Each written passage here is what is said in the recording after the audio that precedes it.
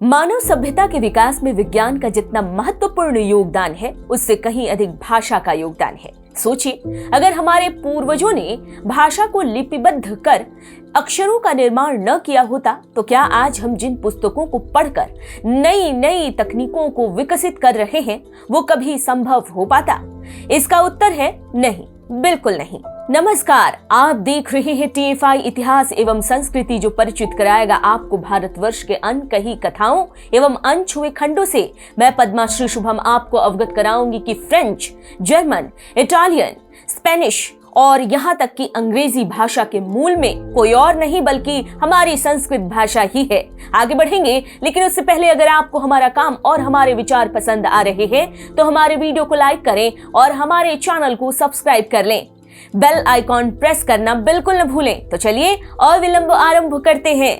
जब किसी भाषा की लिपि ही नहीं होगी तो उसमें पुस्तकें कैसे लिखी जा सकती हैं? इस तरह पीढ़ी दर पीढ़ी ज्ञान का संचार करने के लिए लिपिबद्ध भाषा का होना बहुत महत्वपूर्ण हो जाता है। यहाँ और भी प्रश्न हैं, जैसे कि जब भी भाषा को लेकर बहस होती है तब ये प्रश्न अवश्य उठता है कि विश्व की सबसे समृद्ध और पुरानी भाषा कौन सी है और किस भाषा ने दुनिया भर की भाषाओं को प्रभावित किया है। दरअसल हम बात कर रहे हैं विश्व की अधिकतर भाषाओं की जननी संस्कृत भाषा की।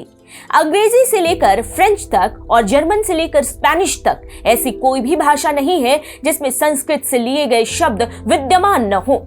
अंग्रेजी को ही देख लीजिए, जो इस सूची में सबसे ऊपर है और जो आज दुनिया भर को जोड़ने वाली भाषा के रूप में जानी जा रही है।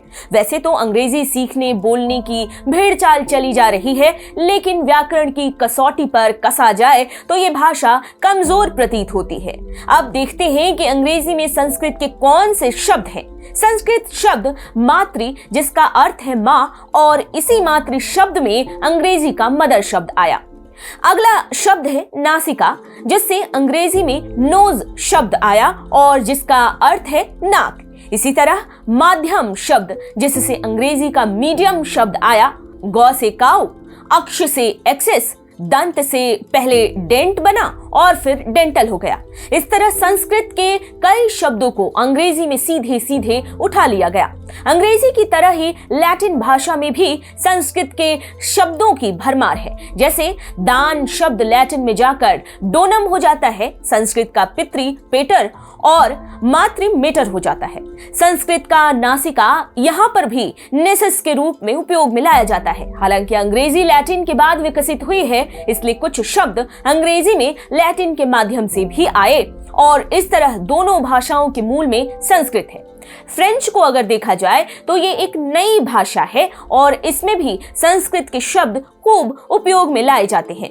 सबसे पहला शब्द है अनानास, इसे फ्रेंच में इसी रूप में प्रयोग किया जाता है। इसके बाद है तो, इसे भी इसी रूप में फ्रेंच में उठा लिया गया। दंत को भी सीधे दंत के रूप में उठा लिया गया। सोई को संस्कृत के शब्द स्वयं से उठाया गया है। जर्मन भाषा का अगर हम अध्ययन करें तो हम कुछ उदाहरण अवश्य पाते हैं। ब्रूडा, मोटा, वाटा, नासे, ये शब्द क्रमशः संस्कृत के भ्राता, मातृ, पितृ और नासिका शब्द हैं। इन्हें जर्मन में थोड़े से बदलाव के साथ उपयोग खूब किए जाते हैं। अंग्रेजी, जर्मन, फ्रेंच और लैटिन ये तो मात्र उदाहरण हैं, लेकिन यदि हम दुनिया की सभी भाषाओं के शब्दकोशों का निरीक्षण करें तो मूल में संस्कृत ही पाएंगे। संस्कृत दुनिया की लिपिबद्ध भाषाओं में से एक सबसे पुरानी भाषा है, लेकिन दुनिया की सभी भाषाओं के शब्दकोशों में संस्कृत कैसे पहुंची, इस प्रश्न का उत्तर अलग अलग भाषा विज्ञानियों ने अपने अनुसार दिया है। कुछ मानते हैं कि भारोपीय भाषा परिवार हुआ करता था, जिनसे भारतीय और यूरोपीय भाषाएं निकली हैं, परंतु इस बात की सत्यता पर भी मतभेद है, क्योंकि जिस आर्य और अनार्य की थ्योरी से इसे जोड़ा जाता है वो तो सत्य नहीं है।